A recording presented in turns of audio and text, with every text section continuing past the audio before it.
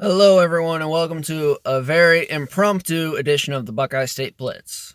Don't worry, I am not driving. I am parked outside my house.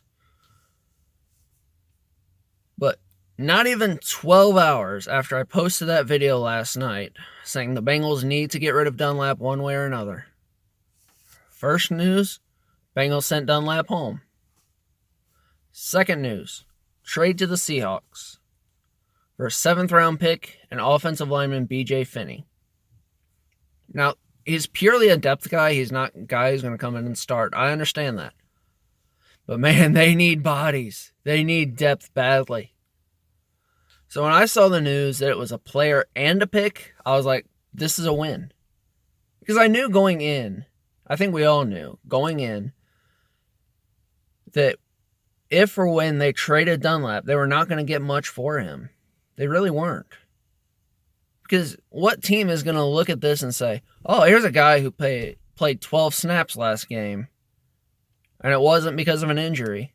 I'm going to give up a day 2, early day 3 pick for him. No. That wasn't going to happen. So we get depth and a pick who may or may not turn into be something. That's pretty good. Obviously, there's a chance that this guy's only here for a couple months, and that's it. Okay. At least we can say we got something for Dunlap. Now, I will say that I think Dunlap's going to do very well in Seattle. He's going to be motivated. He's going to get more snaps. And he's going to a place that is winning. This was a perfect trade because Seattle desperately needs pass rush help. Bengals need depth. It works out beautifully, I think. Now, I'm not here to bash Carlos Dunlap. I know I talked about him the past couple videos. This is not a bashing of Carlos Dunlap video. This is an appreciation of Carlos Dunlap. Because when I think of Carlos Dunlap in the orange and black, I'm not going to think about some guy who whined his way out of town the last few weeks he was here. No. He was frustrated. It's understandable. He went about it the wrong way. But that's not going to be my lasting memory of Dunlap. I'm going to think about a guy who is consistently underappreciated by just about everyone, except maybe Bengals fans. Because the duo he formed with Geno Atkins was one of the absolute best in the league. He was phenomenal. He was literally 1 sack away from tying the franchise record for sacks in a career. Now, yes, he did that to himself, obviously. If he had played well, played better, gave more effort in the snaps he got, he probably would be the record holder right now. He should be the record holder. But he did it to himself. I understand that. But this man was an absolute beast. Consistently double-digit sack seasons. His last season, 8.5 sacks. That's still pretty good.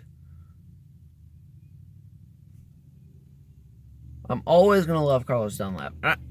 That's just talking about him on the field. Off the field, he created charities to help people. Did so many good things. Because when they got him in the 2nd round out of Florida in the 2010 draft, there were concerns about his character. That he would be a bad influence and everything. When he got to Cincinnati, and every day for 10 years, he was nothing but a model citizen. He always went by the name Employee 96. He came in, he did his work. Now, we can talk about his last few weeks. We'll save that. What this man did was just amazing. I'm going to miss Carlos Dunlap in Cincy. He was so great. I loved having him. Loved watching him go to work and just give offensive linemen nightmares. Just finessed his way to the quarterback time after time. So good.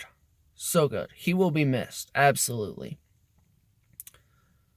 The thing that makes me happy about this, though, is the lack of hard feelings. Yes, it ended very poorly.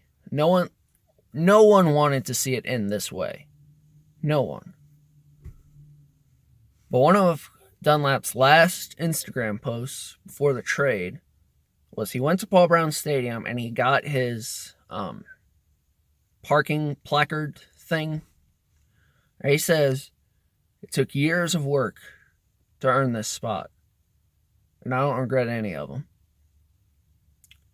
And it really makes you feel that he loved his time in Cincinnati. And the Bengals loved having him, and they wanted to do right by him. They sent him to Seattle, a team that is trying to win now. If they wanted, they could send him to the Jets. No, I don't think the Jets would want him because they're a giant dumpster fire, but if they really wanted, they could send him to a bad situation.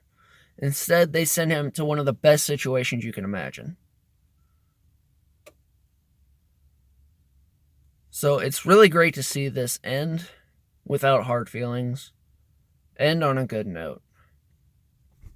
We're all going to miss Employee 96.